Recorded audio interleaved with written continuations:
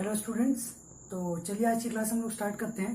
आज सबसे पहले हम लोग को जो टॉपिक पढ़ना है वो टॉपिक है हमारा reciprocal of a complex number. ठीक है, ये जो चीज़ है ये देखो, अगर आप लोगों ने मल्टीप्लिकेटिव इनवर्स के बारे में पढ़ा था कॉम्प्लेक्स नंबर के में ही, तो मल्टीप्लिकेटिव इनवर्स से मिलता जुलता चीज है ये। ठीक है, मल्टीप्लिकेटिव इनवर्स का कॉन्सेप्ट क्लियर है तो ये भी चीजें समझ में बहुत आसानी से आ जाएंगी। देखो होता क्या है, मान रहे हैं कि complex number let z is equal to a plus ib is a complex number।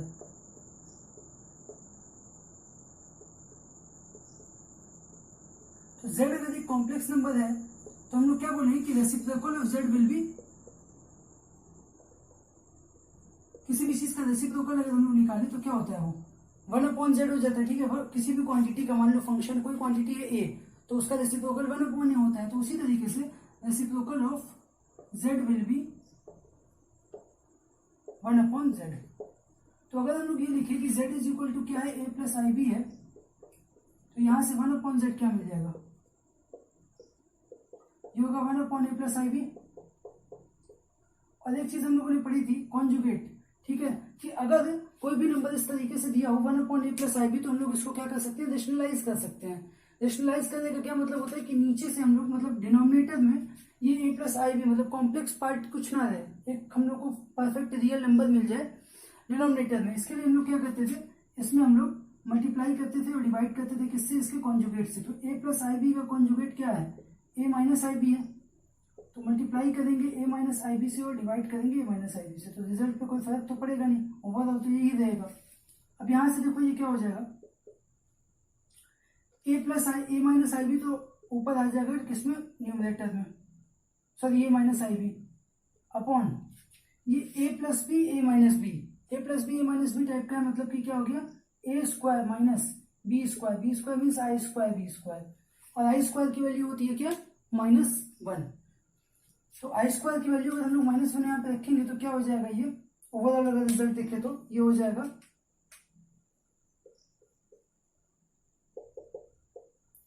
a minus B upon A minus I B upon A square plus B square. ठीक है, या फिर हम लोग इसको बोल सकते हैं a upon A square plus B square minus I B upon A square plus B square. ठीक है, इस तरीके से हम लोग इसको रिप्रेजेंट कर सकते हैं, या फिर प्लस लिख करके यहाँ माइनस भी कर सकते हैं, ये भी तरीका सही है। तो अगर हम लोग ओवरऑल इस चीज को एज्यूम करें, मतलब इस चीज को हम लोग देखें कि एक्चुअली लिखा क्या है, तो ध्यान से देखना, ये जो a माइनस आई बी है ये क्या होता है, conjugate of a plus I B. तो z अगर a प्लस आई बी है तो ये क्या है, कॉन्जुगेट ऑफ z। तो 1/z की वैल्यू क्या होगी, यहां से डायरेक्टली हम लोग बोल सकते हैं कॉन्जुगेट ऑफ z अपॉन, अच्छा ये a square plus B square क्या है, मोड मतलब मॉड्यूलस जो होता है कॉम्प्लेक्स नंबर का, वो क्या होता है, अगर a plus I B complex number है तो उसका मोड होता है √a square plus B square. That means कि ये क्या लिखा है, मोड ऑफ z का स्क्वायर। तो ये है मोड ऑफ z का स्क्वायर। तो यहां से हम लोग बोल सकते हैं कि किसी भी नंबर का रेसिप्रोकल, एक डायरेक्ट रिजल्ट मिल गया हम लोगों को कि किसी भी कॉम्प्लेक्स नंबर का रेसिप्रोकल जो होता है वो क्या होता है, mod of conjugate of z upon mode z square. ये डायरेक्ट एक रिजल्ट यहां से आ गया। ठीक है, इसके अलावा इस वाला जो पार्ट है, ये वाला जो पार्ट है, इस तरीके से जो हम लोगों ने लिखा है, इसको भी एज्यूम करें तो ये भी क्या है, एक तरीके से हम बोल सकते हैं ये भी कि ये क्या लिखा हुआ है 1/z है, और ये क्या है, real part of z upon mode z square plus i times minus of imaginary part of z upon mode z square. तो ये रिजल्ट है हमारे पास किसका, reciprocal of a complex number. ये हमारे पास इस तरीके से दो फॉर्म में हम लोग बता सकते हैं, क्या तो यहाँ पे इस तरीके से कॉन्जुगेट बात वही है दोनों की। तो ये है हमारा क्या topic, reciprocal of complex number. अब देखो इसके ऊपर क्वेश्चंस कोई बहुत ज्यादा ऐसे खास नहीं होंगे, क्वेश्चंस जो होंगे वो जनरली मल्टीप्लिकेटिव इनवर्स वाले ही होते हैं, जिससे कि हम लोग सॉल्व करते हैं इसको। तो जैसे कि एक बार देख लेते हैं क्या होगा, मान लेते हैं फॉर एग्जाम्पल कि क्या है,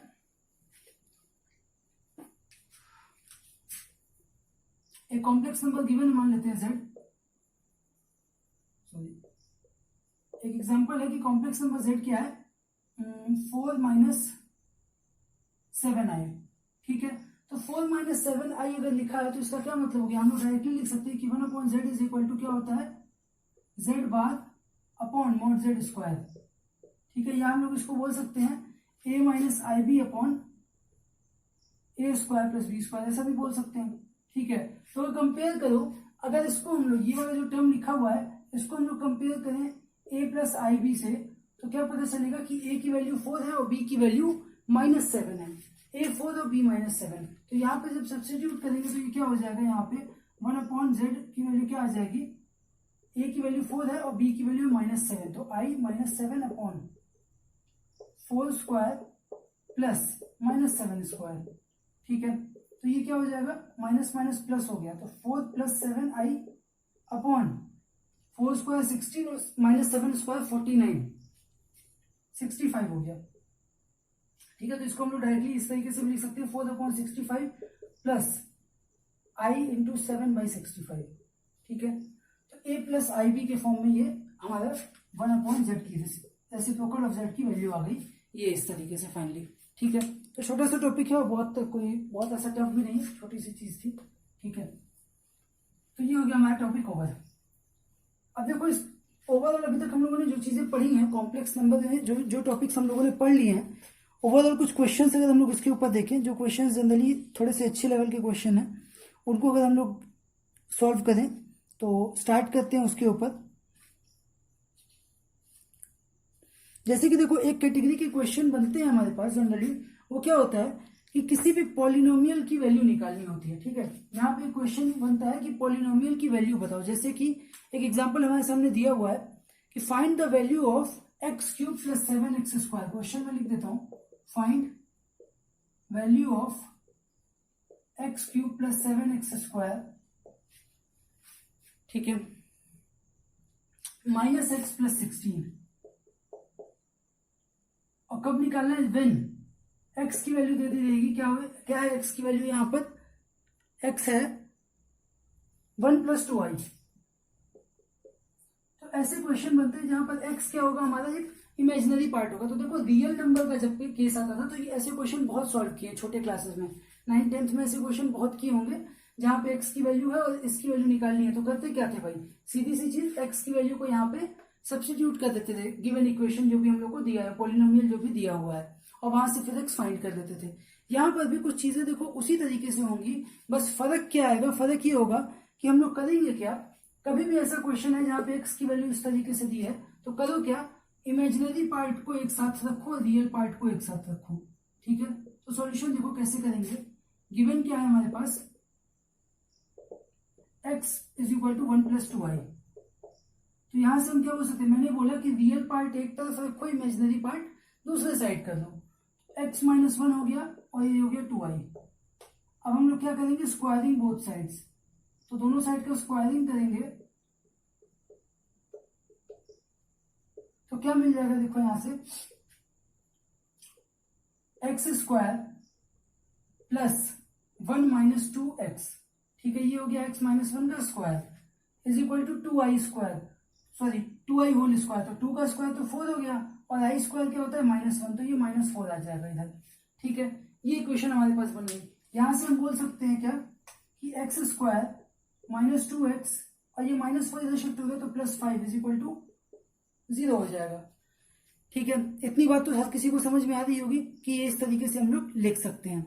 अब क्या करना होगा, देखो ये जो इक्वेशन गिवन है ना, कोशिश करो कि ये इस फॉर्म में इसके मल्टीपल में ब्रेक हो जाए, ठीक है। मतलब करेंगे कि हम लोग इससे डिवाइड करेंगे, ठीक है। इसी टर्म में कोशिश करें कि मैक्सिमम चीजें इसी में कन्वर्ट हो जाएं, जिससे कि भाई मान लो कि ये जो फॉर एग्जांपल ये fx है, तो ये fx अगर क्या आ जाए, कुछ मान लो कि अल्फा इंटू दिस टर्म, ये फैक्टर x² वाला, तो ये पूरा क्या है, ये 0 है, इसकी वैल्यू हम लोगों ने बता दी, तो पूरा ये कट के 0 मिल जाएगा, ठीक है। तो इसीलिए हम लोग क्या करेंगे, हम लोग लिखेंगे कि x³ + 7x² - x + 16 को हम लोग कन्वर्ट करेंगे किस फॉर्म में, इस तरीके से कि x² - 2x + 5 का फैक्टर ही आ जाए। और इसको करने के लिए क्या कर सकते हैं हम लोग, भाई डिवाइड कर सकते हैं। तो डिवाइड करके चलो देखते हैं क्या होगा, ठीक है। अगर हम लोग डिवाइड करें इसको एक्स क्यूब, ये चीज देखो, ये पूरा ये पार्ट जो है ये रफ में होना चाहिए, ठीक है, ये कोई फेयर वर्क नहीं है, माइनस, ये मैं बस समझाने के लिए बता रहा हूँ कि जनरल डिवीजन जैसे करते हैं हम लोग उस तरीके से, बाद में आदत पड़ जाएगी तो समझ जाओगे, क्लियर दिखने लगेगा, बट अभी के लिए क्या करेंगे हम लोग, डिवीजन करते हैं। तो जब डिवीजन करेंगे तो क्या पता चलेगा, देखो एक्स टाइम्स लें तो ये एक्स क्यूब हो गया और ये हो गया माइनस 2x स्क्वायर और ये हो गया प्लस 5x, ठीक है, माइनस करेंगे इसको तो माइनस प्लस ये हो गया, ये माइनस हो गया, ये कैंसिल हो गया और ये 7 to 9x स्क्वायर हो गया और ये minus x minus 5x minus 6x और 16 तो बाहर है ही, प्लस लिखेंगे क्या हम लोग 9 टाइम्स लिखेंगे तो 9x स्क्वायर हो गया, ठीक है, 9x स्क्वायर और फिर माइनस 18x और ये हो गया क्या प्लस 45, अगेन माइनस करेंगे तो ये कैंसिल हो गया, माइनस 6 और प्लस 18 क्या होगा 12x और ये 16 माइनस 45, 16 माइनस 45 होता है माइनस 29। अब देखो ये क्या हो गया, ओवरऑल रिमाइंडर जो है वो एक्स स्क्वायर से कम की पावर आ गई, तो यहाँ पे रहने दो, तो दैट मीन्स कि हम लोग क्या लिख सकते हैं कि X cube plus 7x square is equal minus X plus 16 is equal to क्या है एक्स प्लस 9, ठीक है, इनटू ये factor X square minus 2x plus 5, ये हो गया, ठीक है, ये दोनों फैक्टर हो गया प्लस रिमाइंडर, जो रिमाइंडर बच रहा है मतलब कि 12x माइनस 29, ये इतना पार्ट हो गया, ठीक है, इसको मैं इधर कर देता हूं जिससे पता चल जाए कि ये रफ का पार्ट है। अब क्या है देखो, यहां से अगर हम लोग इसको इक्वेशन 1 माने हैं तो फ्रॉम 1 ये पूरा तो 0 हो गया, तो इसकी वैल्यू क्या बची 12x माइनस 29 खाली बचेगा, इसकी value x cube minus plus 7x square minus X plus 16, ठीक है। अब यहाँ पे क्या आ गया, अब सिंपल x की वैल्यू क्या रख दो 1 प्लस 2y रख दो, तो 12 1 प्लस 2y, देखो पर्पस क्या था कि भाई अगर x ये है कॉम्प्लेक्स नंबर है a प्लस आई बी के फॉर्म का, तो ये पूरा भी a प्लस आई बी के फॉर्म में कुछ कॉम्प्लेक्स नंबर ही है, उसी के लिए हम लोगों ने इतना किया है।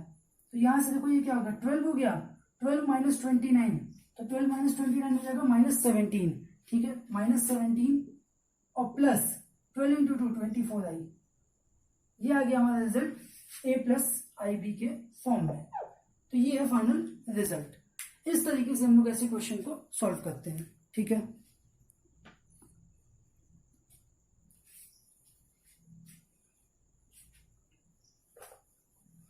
आगे बढ़ते हैं, कुछ और कैटेगरी के क्वेश्चंस देख लेते हैं ऐसी जो हमारे टोटल अभी तक के टॉपिक में बन सकते हैं कॉम्प्लेक्स नंबर पे। जैसे कि एक क्वेश्चन देखो और लिखा हुआ है, prove that x square plus 4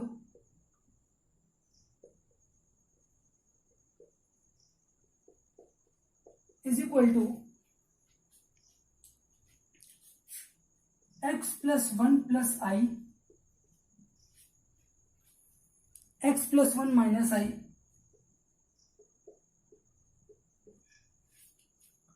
x minus 1 plus i and x minus 1 minus i, ठीक है। ये प्रूफ करना है किसकी वैल्यू, एक्स स्क्वायर प्लस 4 की वैल्यू। तो यहां से अगर ध्यान दो तो एक्स स्क्वायर प्लस 4 जो लिखा हुआ है वो क्या है, एक यहां से एक्स का वैल्यू इमेजिनरी आएगा। उसके पहले अगर हम लोग इस साइड को ले लें, मतलब कि आरएचएस को हम लोग अगर देखें, अगर इस साइड को देखो ध्यान से तो ये क्या है, अगर ये ए है और ये बी है तो ए प्लस बी ए माइनस बी का फॉर्म लिखा है। सिमिलरली यहाँ पर भी इसको ए मानो और ये बी मानो तो ए प्लस बी ए माइनस बी का फॉर्म लिखा है। क्या करेंगे हम लोग, ये दोनों का एक पेयर लेते हैं और ये दोनों का एक पेयर, ठीक है, इतना समझ में आ गया होगा। तो हम लोग बोल सकते हैं कि ये जो लिखा हुआ ये वैल्यू ये क्या है, आरएचएस वाली वैल्यू जो है वो जनरली ओरिजिनली क्या लिखी थी, एक्स प्लस 1 प्लस आई,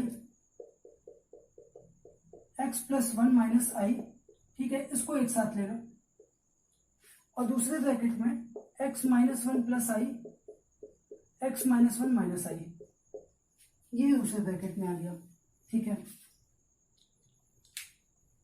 ए प्लस बी ए माइनस बी लगाएंगे तो ये a plus B A minus B, a square minus B square, ये आ गया इनटू यहां पे भी वही कहानी a square minus B square, expand करेंगे x square plus 1 plus 2x हो जाएगा। ठीक है, आई स्क्वायर की वैल्यू क्या होती है -1, तो -1 अगर वैल्यू हम लोग रख देंगे तो क्या हो जाएगा, ये हो जाएगा +1। ठीक है, ये चीज क्लियर है। उसके बाद यहां से x square plus 1 minus 2x, आई स्क्वायर की वैल्यू -1 फिर यहां रखेंगे तो ये हो जाएगा +1। ठीक है, ये आ गया x square plus 2x plus 2, और यहां से क्या मिल गया x square minus 2x plus 2।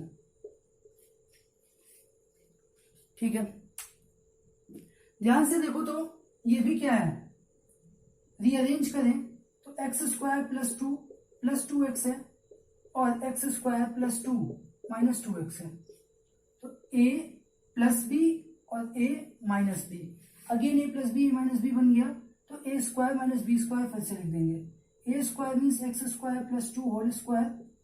ठीक है, और minus B square means 2x whole square.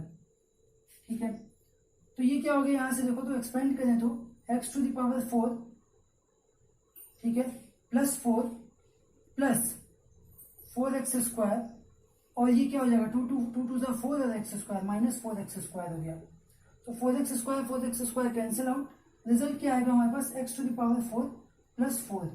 ठीक है, एक जस्ट ए मिनट, क्वेश्चन में एक बार देख लेते हैं। ओह सॉरी, क्वेश्चन थोड़ा सा इनकरेक्ट मैंने नोट कर दिया, ये था x टू द पावर 4। ठीक है, बुक का ही क्वेश्चन है ये x to the power 4 plus 4 की वैल्यू प्रूफ कर दी थी, तो ये हमारे पास इस तरीके से सॉल्यूशन आ जाएगा इसका। ठीक है, ये है फाइनल आंसर इस तरीके से।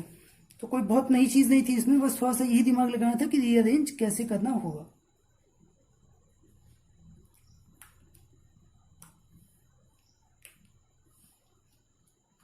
ठीक है, अब देखो नेक्स्ट क्वेश्चन।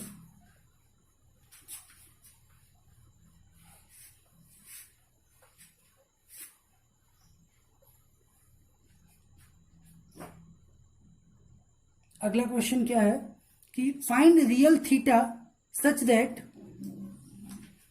फाइंड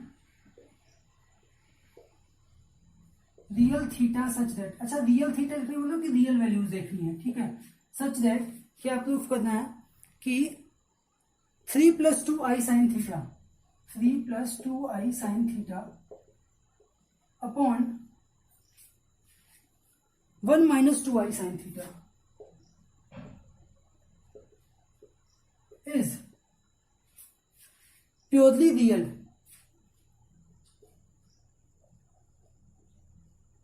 ठीक है, तो रियल प्रूफ करना है। अगर आप याद करो तो सबसे पहली क्लास जब हम लोग रियल और इमेजिनरी डिस्कस कर रहे थे कि प्योरली रियल और प्योरली इमेजिनरी क्या होता है, तो मैंने एक बात बोली थी कि कभी भी प्योरली रियल प्रूफ करना है किसी भी एक्सप्रेशन को, तो करोगे क्या, उसका imaginary part, that means a + ib से कंपेयर करें तो b जो है वो 0 हो जाएगा, b 0 के लिए क्या हो जाएगा, प्योरली रियल हो जाएगा।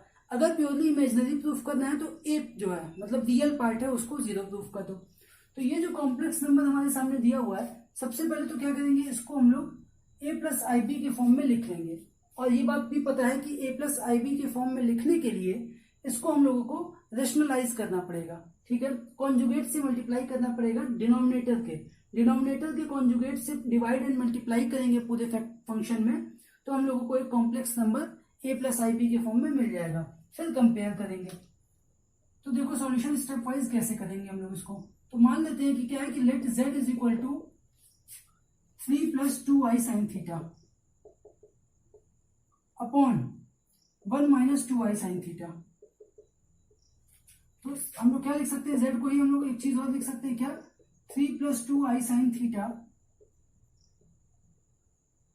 अपॉन 1 - 2i sin थीटा, और मल्टीप्लाई किससे कर देंगे, 1 माइनस है ये तो 1 प्लस वाले से मल्टीप्लाई कर दो, 2i sin theta upon 1 + 2i sin theta. Clear है ये इतना तो? ठीक है, अब आगे देखो, सिंपल है, मल्टीप्लीकेशन बस करना है। कैसे होगा, 3 × 1 3 हो गया, plus 3 × 2i 6i sin theta हो गया, 2 इंटू 1 2i साइन थीटा हो गया, और 2 इंटू 2 4 साइन स्क्वायर थीटा, और आई स्क्वायर है तो 4i square sine square theta हो गया।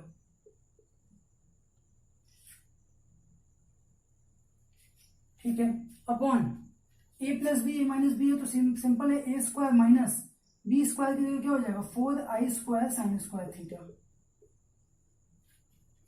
सिंप्लीफाई करेंगे इसको तो क्या हो जाएगा ये 3, क्या कर दो देखो रियल पार्ट एक साथ लिख लो, इमेजिनरी पार्ट एक तरफ लिख लो, तो 3 ये है, यहाँ पे आई स्क्वायर की वैल्यू -1 मिलेगी, तो आई स्क्वायर अगर -1 हो जाएगा तो ये क्या हो जाएगा -4 sine square theta.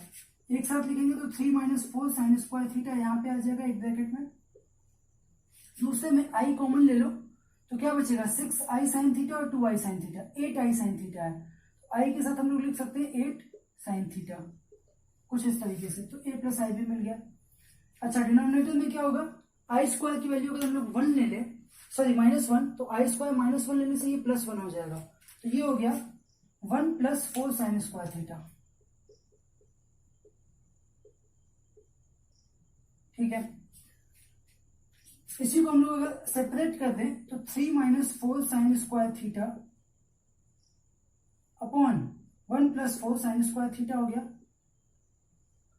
Plus i times 8 sine theta upon 1 + 4 sine square theta. अब आएगा फाइनल कंपैरिजन, अब लिखेंगे क्या हम लोग, for z to be purely real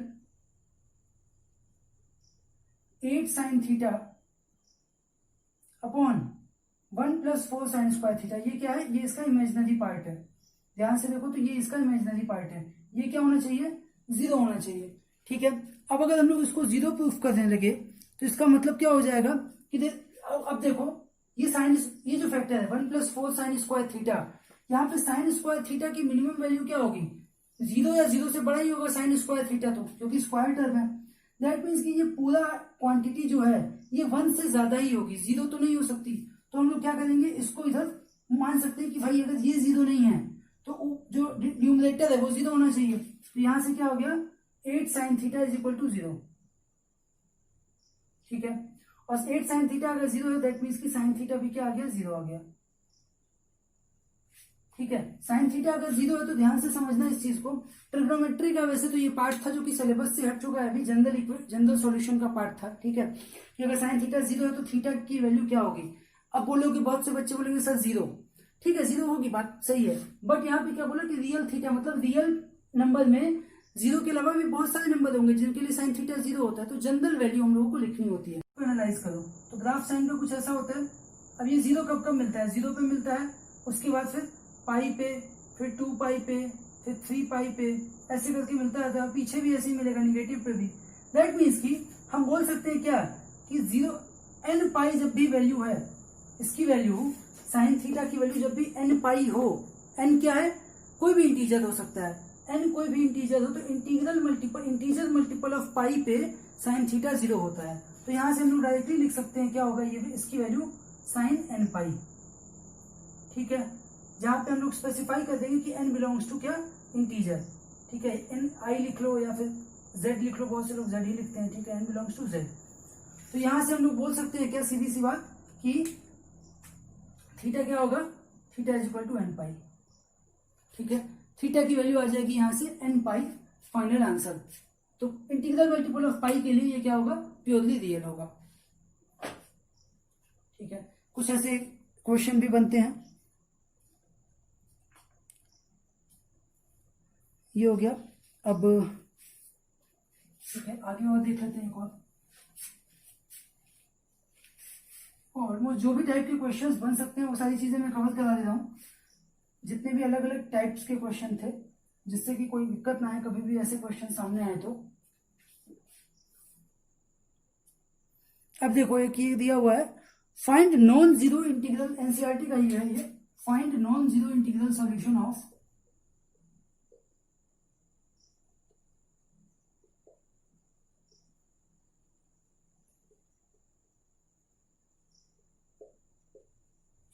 ठीक है। नॉन जीरो सॉल्यूशन किसके बताने हैं?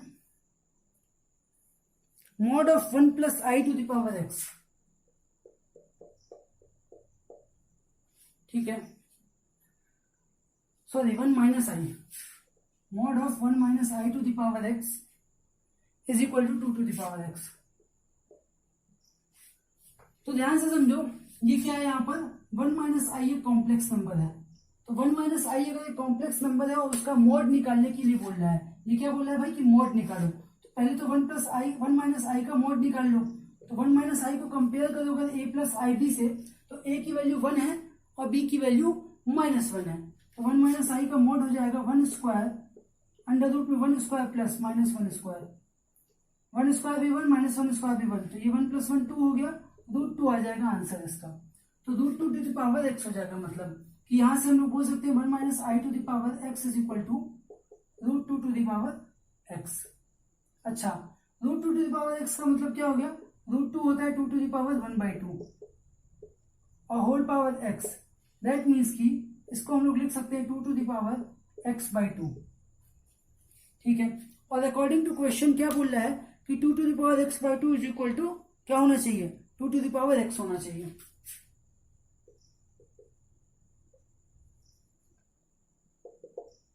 2 to the power x/2 is equal to 2 to the power x होना चाहिए, ठीक है। तो ध्यान से देखो, हम लोग क्या कर रहे हैं इसको 2 to the power x minus 2 to the power x/2 is equal to 0, ठीक है, शिफ्ट कर दिया इसको इधर ही। अब यहां से 2 टू द पावर x/2 अगर कॉमन ले लो तो यहां क्या बचेगा? 2 टू द पावर x/2 -1, ठीक है, ये आ जाएगा हमारे पास रिजल्ट।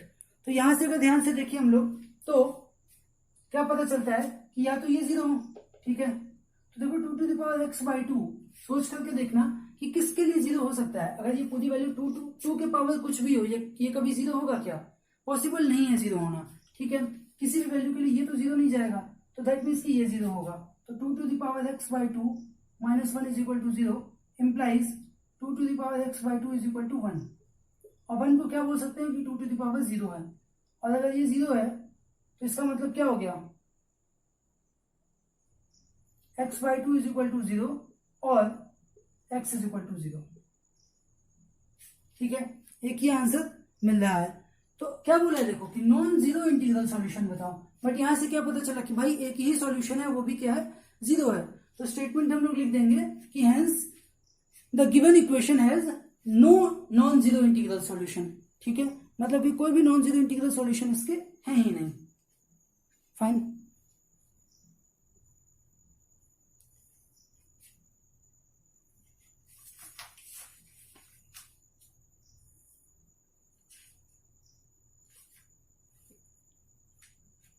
आगे बढ़ते हैं।